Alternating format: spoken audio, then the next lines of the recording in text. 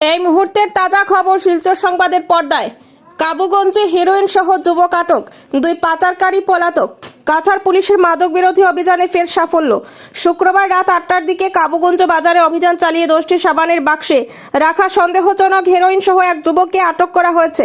Police জানায়, Kabuganj Lakshmicharan school মাঠের উল্টো দিকে জাতীয় সড়কের পাশে মাদকের বড় লেনদেনের খবর পেয়ে সোনাই থানার ওসি বিশ্বজিৎ নাথের নেতৃত্বে অভিযান চালানো হয়।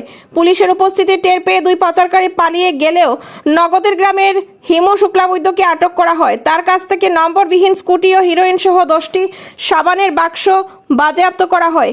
এর আগে গত 24 ঘন্টায় পুলিশ পৃথক অভিযানে 60 কেজি গাঁজা উদ্ধার করেছিল।